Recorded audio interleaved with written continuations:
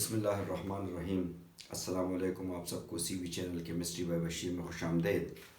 आज third chapter का जो पहला टॉपिक है valence shell electron pair repulsion theory, that is VSEPR theory. इस पर हम बात करेंगे विस्पर थ्योरी पर। विस्पर थ्योरी जो है इस पर बात होगी। बात दरअसल ये है कि जब वैलेंस बॉन्ड थ्योरी 1927 में मार्ज़ वजूद में आई और उसने बॉन्ड फॉर्मेशन और कोवेलेंट बॉन्ड के बारे में फॉर्मेशन और उसके बारे में सिग्मा बॉन्ड और पाई बॉन्ड और उनके बारे में हमें इंफॉर्मेशन दिए। उसके बाद वहाँ पर एक चीज़ शिद्दत से फील हुई कि भाई अब मालिक्यूल जो है ये स्पेस में उसका शेप किस तरह होगा, how the molecule will arrange its atom in a three-dimensional shape। तो उसके लिए फिर जो है एक नई थ्योरी वजूद में आई 1970, आपके बुक में लिखी है, लेकिन ओरिजिनल इसका डेट जो है वो है 1957। जेसन गिलेस्पी और साथ उसके नेहलोम जो है उन दोनों ने इसको प्रेजेंट किया था। ये 1957 में हुआ था, लेकिन जो कि आपके बुक में 1970 लिखा है, केपी टेक्स्ट बुक बोर्ड जो है उसमें 1970 लिखा हुआ है। तो आपने बुक की चीज़ को ही फॉलो करना है और आपने इसका आंसर जब कभी भी आए तो आपने उसी के मुताबिक 1970 ही लिखना है, क्योंकि बुक में जो कुछ है उसी को माना जाता है। तो बेसिक बुनियाद इसका क्या है? इसका मकसद ये है how to read the shape of the molecule, how to present the shape of the molecule। मालिक्यूलों को किस तरह जो है उसको स्टडी किया जाए और उसके शेप किस तरह बनेंगे, वो स्पेस में अगर अरेंज होते हैं तो वो किस तरह अरेंज होंगे। तो इसके लिए इस थ्योरी ने कुछ एग्जाम्पल लिए हैं। उन एग्जाम्पल की बुनियाद पर, चूँकि एक्सपेरिमेंटल बेस पर भी काफ़ी कामयाब रही और फिर डायपोल मोमेंट की बुनियाद पर भी इसको साथ अगर एक साथ पढ़ा जाए तो डायपोल मोमेंट को भी ये वेरीफाई करता है और शेप्स को वेरीफाई करता है, तो इसलिए इसको बड़ी पजीराई मिली।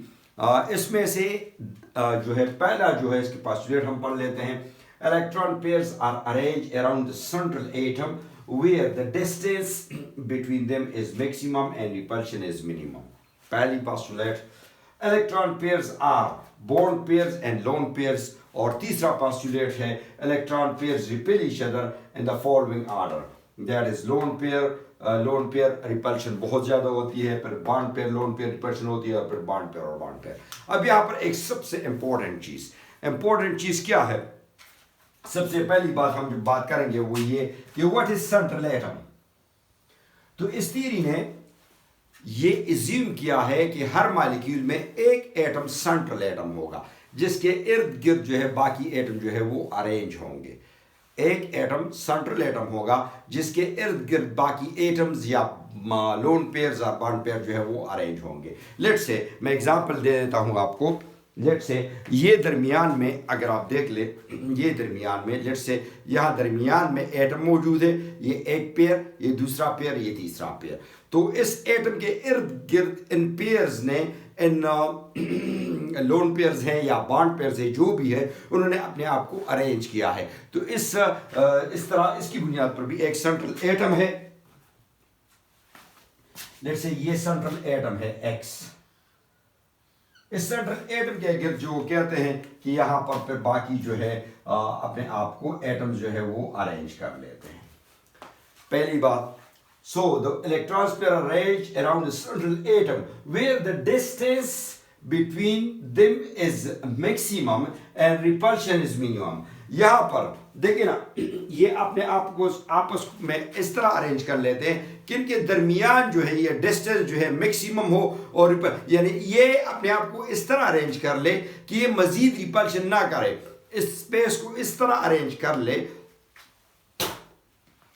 कि इसके दरमियान जो डिस्टेंस है वो मैक्सिमम हो जाए और रिपल्शन मिनिमम हो जाए, ये एक दूसरे को मजीद रिपेल ना कर सके।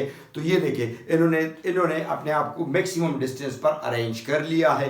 इसको हम क्या कहते हैं, इस तरह हम यहाँ भी लिख सकते हैं। लेट्स से अगर 4 है तो अपने आप को मैक्सिमम उस पर डिस्टेंस पर अरेंज करेंगे।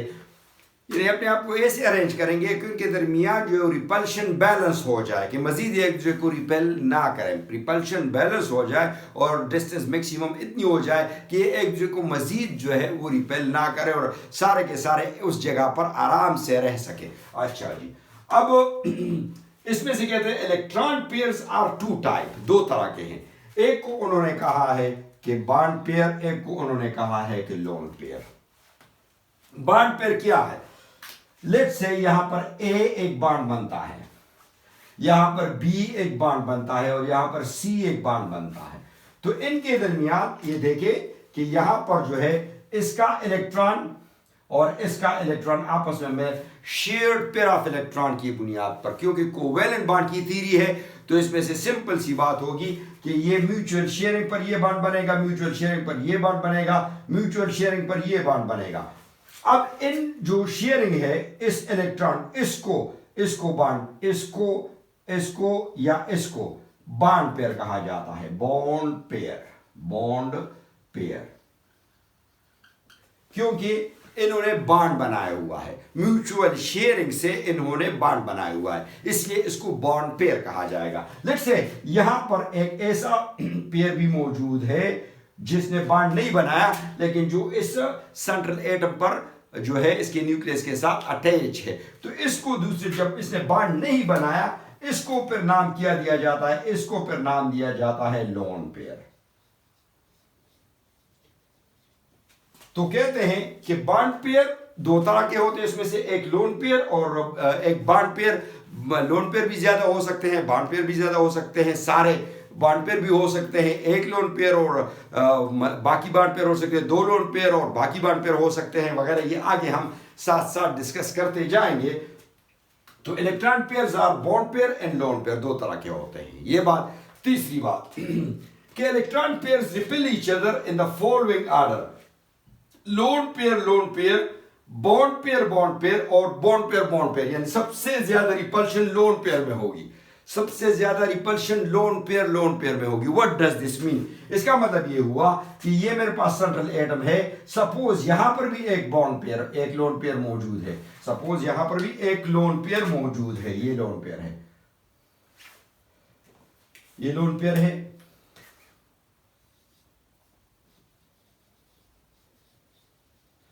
अब कहते हैं कि सबसे ज्यादा रिपल्शन इन दोनों के दरमियान होगी।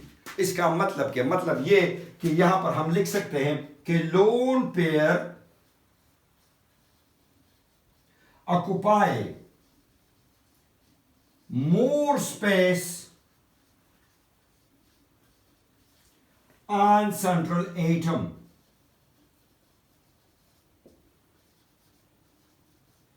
What does this mean?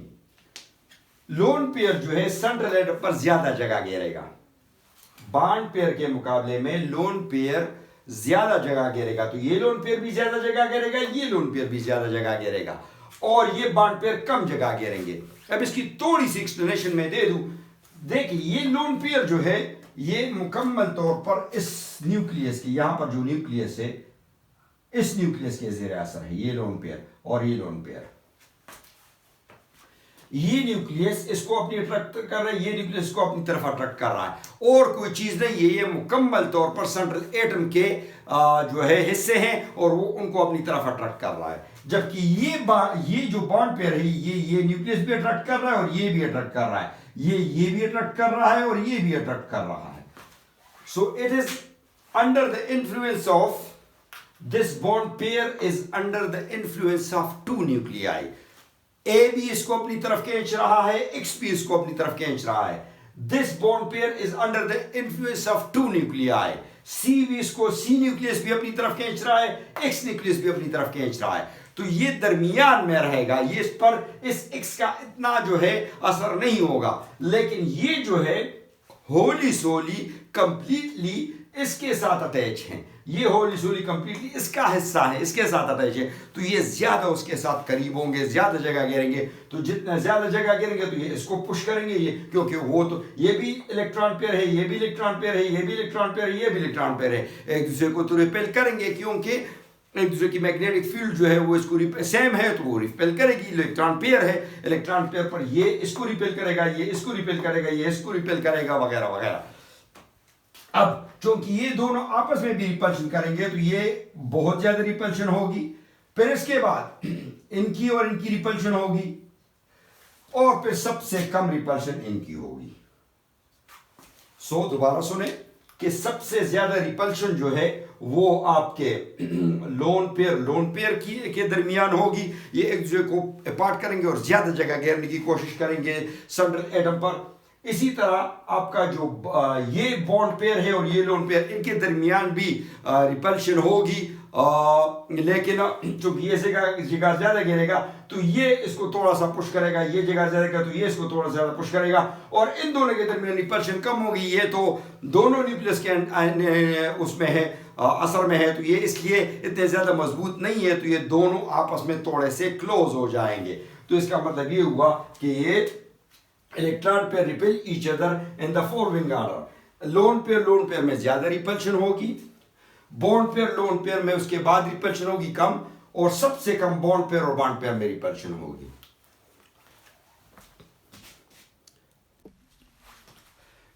अगला पोस्टुलेट हमारे पास है number 4 postulate, forces of repulsion decrease with increase in bond angle. जितना आप बॉन्ड एंगल, ये मेरे पास है एक सेंट्रल एटम, ये इसके साथ एक लगा हुआ है, यहां पर एक लगा हुआ है, यहां पर एक लगा हुआ है, एक एटम सेंट्रल एटम के साथ। अब इनका एंगल अगर आप देख ले, इनका एंगल ये 120, ये 120, ये 120। इसके मुकाबले में अगर मैं इस तरह ले लिए x है और इसके साथ यहां पर मैं एक लगा लूं, ये इस तरह, ये इस तरह, तो इसमें से एंगल कितना हो जाएगा 180, यहां पर भी।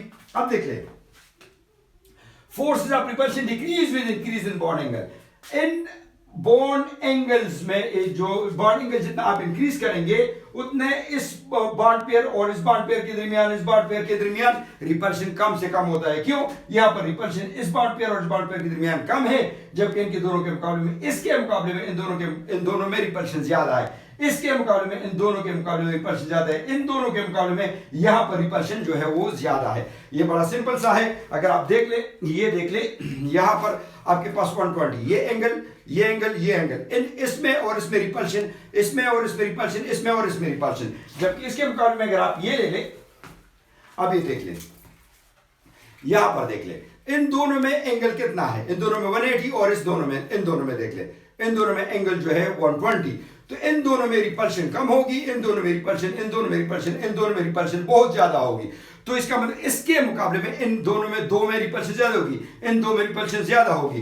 तो कहने का मतलब ये हुआ कि जितना आप बॉन्ड एंगल ज्यादा करते जाएंगे उतनी बॉन्ड पेयर्स या लोन पेयर्स के दरमियान, यानी इलेक्ट्रॉन पेयर्स के दरमियान रिपल्शन कम से कम होती जाएगी। Multiple bond behaves as a single bond. अगर मल्टीपल बॉन्ड की हम बात करते हैं, ये देख ले, ये मेरे पास एक बॉन्ड है,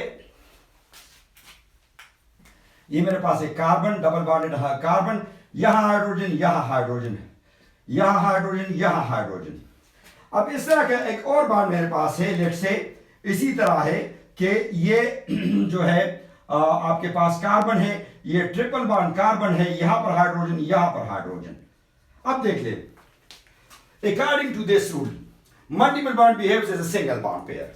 अब यहां पर जो है ये bond pair single bond pair कहलाएगा। क्यों? क्योंकि ये भी सिग्मा बॉन्ड, ये भी सिग्मा बॉन्ड, ये भी सिग्मा बॉन्ड, ये भी सिग्मा बॉन्ड, इसमें से ये एक सिग्मा बॉन्ड, ये पाई जो है, ये वाला जो लास्ट वाला है, दिस वन इज पाई। अब पाई जो है, this does not effect the shape और the geometry of a molecule. इसमें से शेप और ज्योमेट्री जो आपके बॉन्ड पेयर्स हैं, जो सिग्मा बॉन्ड है, वो ज्योमेट्री भी बनाते हैं, वो आपके जो है इसका शेप भी बनाते हैं। तो इसमें से ये जो है, यहां पर ये सिग्मा बॉन्ड, ये सिग्मा बॉन्ड और ये सिग्मा बॉन्ड, जबकि इसमें से पाई बॉन्ड दो हो जाते हैं। तो ये दोनों पाई बॉन्ड जो है इसके शेप या इसके स्ट्रक्चर पर कोई असर नहीं डालते, इसीलिए हम सिर्फ सिग्मा बॉन्ड जो है वो कंसीडर करते हैं। तो इसमें से एक सिग्मा बॉन्ड है, इसीलिए इसको एज अ होल एक इलेक्ट्रॉन पेयर या बॉन्ड पेयर कंसीडर किया जाएगा, इसको एज अ होल एक बॉन्ड पेयर कंसीडर किया जाएगा। इसके बाद अगला जो है, the effect of a bond pair decrease with increasing electronegativity of an atom bonded to atom of a central molecule. अब देखें ना, ये एक थोड़ा सा अहम पॉइंट है, ये आमतौर पर लोग छोड़ जाते हैं, इसको समझना जरूरी है. देखिए, लेट्स से मेरे पास ये एक मॉलिक्यूल है नाइट्रोजन, ये इस पर लोन पेयर है, यहां पर हाइड्रोजन, यहां पर हाइड्रोजन, यहां पर हाइड्रोजन. इसके मुकाबले में ये मेरे पास दूसरा नाइट्रोजन है, यहां पर फ्लोरीन, यहां पर फ्लोरीन, यहां पर फ्लोरीन, और यहां पर जो है लोन पेयर. अब देख ले, इसका बॉन्ड एंगल जो है, इसका बॉन्ड एंगल, ये बॉन्ड एंगल 107.5 डिग्री, लेकिन ये बॉन्ड एंगल 102 डिग्री के लगभग है. इस तरह ये बॉन्ड एंगल 102 के लगभग है. रीजन यही, the effect of a bond pair decreases. ये बॉन्ड पेयर का इफेक्ट कम होता जाता है जब इसके साथ हाई इलेक्ट्रोनेगेटिव एटम अटैच होता है. यहां पर इलेक्ट्रोनेगेटिव एटम 2.1 इलेक्ट्रोनेगेटिविटी, इसकी 2.1, इसकी 2.1, इसकी 2.1, लेकिन यहां पर 4.0, 4.0, 4.0. तो हाई इलेक्ट्रोनेगेटिव एटम जितना सेंट्रल एटम के साथ अटैच होता है, उसमें क्या होता है, उनमें ये बॉन्ड एंगल की जो इफेक्ट है वो कम से कम होती जाती है, यानी उनका बॉन्ड जो है वो क्या होता है, फिर वो मजीद क्लोज अप हो जाता है. उसकी रीजन मैं आपको बता दूं. लेट्स से मैं यहां पर नाइट्रोजन लिख दूं और यहां पर हाइड्रोजन है इसके साथ. अब देख ले, इस पर ये बॉन्ड एंगल तकरीबन नाइट्रोजन की तरफ है. यहां पर जो है इसके साथ हाइड्रोजन जो है, यहां पर आप हाइड्रोजन देख ले, यहां पर जो हाइड्रोजन है इसके साथ ये बॉन्ड एंगल तकरीबन इस नाइट्रोजन की तरफ है, क्योंकि इसकी इलेक्ट्रोनेगेटिविटी 3.0 है. अब ये बॉन्ड पेयर और ये बॉन्ड पेयर इस सेंट्रल एटम, ये इतने इसको पुश नहीं कर सकते क्लोज अप, क्योंकि ये भी इस सेंट्रल एटम पर जगह घेरते हैं. ये भी इस सेंट्रल एटम पर जगह घेरते हैं, तो ये इसको इतना पुश नहीं कर सकते. इनका इफेक्ट ज्यादा होगा. जितना बॉन्ड पेयर सेंट्रल एटम की जानिब होगा उतना उसका इफेक्ट ज्यादा होगा.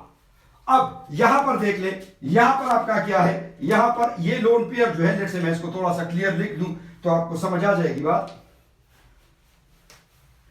ये अगर मैं इधर लिख दूं और ये मैं इस तरह लंबा कर दूं तो आपको समझ आ जाएगी. ये देखें, यहां पर लोन पेयर तकरीबन यहां पर है ये बॉन्ड पेयर. क्यों? क्योंकि हाई इलेक्ट्रोनेगेटिव है, तो इसका शेयर्ड इलेक्ट्रॉन और इसका शेयर्ड इलेक्ट्रॉन दोनों इसने अपनी तरफ खींचे हैं. इस तरह यहां पर भी दोनों इधर आ गए हैं, यहां पर भी दोनों इधर आ गए हैं. तो ये तीनों अब इस बॉन्ड पेयर, इस सेंट्रल एटम पर ज्यादा जगह नहीं घेर सकते, क्योंकि वो तो फ्लोरीन की तरफ आ चुके हैं. इसीलिए ज्यादा जगह यहां कौन घेरेगा, यहां ज्यादा जगह घेरने वाला होगा आपका ये लोन पेयर. तो ये इसको इस तरफ पुश करेगा, ये इसको इस तरफ पुश करेगा. तो इस तरह जितना high electronegative element central atom के साथ अटैच होगा उतना बॉन्ड का जो इफेक्ट है वो कम से कम होता जाएगा, उनके दरमियान एंगल कम से कम होती जाएगी. एक और एग्जांपल मैं इसके बारे में दे दूं तो आपको बात क्लियर हो जाएगी. देखिए, ये मेरे पास है नाइट्रोजन, ये मेरे पास नाइट्रोजन, ये मेरे पास, तीन का दे देता हूं. अब क्लियर हो जाएगी बात, 4-5 की जरूरत नहीं है. यहां पर अगर मैं लिखता हूं फ्लोरीन, यहां पर मैं लिखता हूं फ्लोरीन, और यहां पर मैं लिखता हूं फ्लोरीन, यहां पर मैं लिखता हूं क्लोरीन, यहां पर मैं लिखता हूं फ्लोरीन, और यहां पर मैं लिखता हूं फ्लोरीन, यहां पर मैं लिखता हूं ब्रोमीन, यहां पर मैं लिखता हूं ब्रोमीन, यहां पर मैं लिखता हूं ब्रोमीन. अब देखें, इसमें एंगल कम, इसमें थोड़ा सा ज्यादा, इसमें और ज्यादा. रीजन, क्योंकि यहां पर हाई इलेक्ट्रोनेगेटिव एलिमेंट अटैच है, तो इसमें से यहां पर जो ये लोन पेयर है, ये लोन पेयर ये इस नोट सेंट्रल एटम पर ज्यादा जगह घेरेगा, और ये बॉन्ड पेयर इसके करीब है. यहां पर ये हाइड्रोजन नहीं है, ये जो है आपका F है. तो इसमें से ये बॉन्ड पेयर इधर, इसमें से ये बॉन्ड पेयर इधर, इसमें से बॉन्ड पेयर इधर. तो ये जो है ये सेंट्रल एटम पर ये जगह ज्यादा घेरेगा, और ये दोनों तीनों जो है सेंट्रल एटम पर अपनी जगह नहीं बना पाएंगे, ये फ्लोरीन के साथ रहेंगे. इस वजह से ये आपस में पुश हो जाएंगे, आपस में इनकी इतनी रिपल्शन नहीं होगी, लेकिन यहां पर जो है वो ज्यादा जगह नहीं घेर पाएंगे. तो वहां से ज्यादा जगह कौन घेरेगा, लोन पेयर. यहां पर लोन पेयर है, लेकिन बॉन्ड तकरीबन दरमियान में है बॉन्ड पेयर. अब ये बॉन्ड पेयर जो है ये जो लोन पेयर है ये इनको इतना पुश नहीं कर सकता।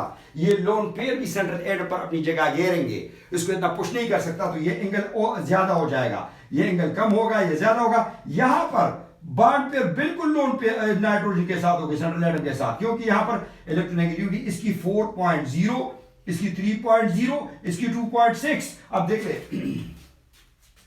यहां पर ये बॉन्ड पेयर नाइट्रोजन के बिल्कुल करीब होगा, तो लोन पेयर इसको ज्यादा जगह नहीं घेर पाएगा, ये अपनी ज्यादा जगह घेर पाएंगे और उसको ज्यादा पुश नहीं कर पाएंगे, इसलिए ये एंगल सबसे ज्यादा होगा। उम्मीद है समझ आ गई हो बात की। Shape of molecule depends upon the number and nature of electron pairs around the central atom. अब ये मॉलिक्यूल जो है इस पर ये देखे ना, ये तकरीबन पायरामाइडल स्ट्रक्चर होगा, ये अब पिरामिड स्ट्रक्चर होगा, पिरामिड स्ट्रक्चर होगा। ये पिरामिड स्ट्रक्चर से थोड़ा सा हटके तक टुवर्ड्स दैट ऑफ द, यानी इसका एंगल 107 से भी ज्यादा होगा, ये NH3 से भी थोड़ा सा ज्यादा है, और ये almost towards the tetrahedral geometry की तरफ लीड करेगा। तो इसकी ज्योमेट्री भी जो है ये लोन पेयर और बॉन्ड पेयर जो है वो बनाते हैं, लोन पेयर और बॉन्ड पेयर इसकी जो शेप है वो बनाते हैं, ज्योमेट्री जो है वो इसकी ये जो आपके बॉन्ड पेयर है वो ये बनाते हैं। तो इस तरह हम कह सकते हैं कि shape of molecule depends upon the number and nature of the electron pair. इसके इर्द गिर्द जो नेचर ऑफ इलेक्ट्रॉन पेयर है उन पर इसका शेप डिपेंड करता है कि शेप किस तरह होगा, ज्योमेट्री किस तरह होगी। तो ज्योमेट्री के लिए आप हमेशा बॉन्ड पेयर लेंगे और इसके लिए हमेशा आप शेप के लिए आप बॉन्ड पेयर और लोन पेयर दोनों। देखिए यहां पर अगर मैं देख लूं, ये ज्योमेट्री आपके पास क्या है, ये ट्राइगोनल प्लेनर, ये ज्योमेट्री आपके पास क्या है, ये ज्योमेट्री आपके पास लीनियर, ये ज्योमेट्री आपके पास लीनियर, ये ज्योमेट्री आपके पास क्या है, ये ज्योमेट्री आपके पास टेट्राहेड्रल, ठीक है ना। तो इस तरह हमारे पास डिपेंड करता है कि बॉन्ड पेयर और जो लोन पेयर है वो क्या जो है इसके सेंट्रल एटम के गिर्द कैसे अरेंज है, उन पर उनका शेप भी बनता है और उनकी ज्योमेट्री भी बनती है। उम्मीद है आपको ये पॉइंट समझ आ गए होंगे। इसके बाद जो इसके शेप्स हैं और इसके जो एग्जाम्पल्स हैं वो सारे 1 by 1 विद जो है प्रैक्टिकल मॉड्यूल्स इंशाल्लाह मैं आपके सामने करता जाऊंगा और दूसरी वीडियो में। उस वक्त तक के लिए अपना बहुत ज़्यादा ख्याल रखिए। इंशाल्लाह अगली वीडियो में फिर मुलाकात होगी इसके सारे एग्जाम्पल के साथ। अल्लाह हाफिज़।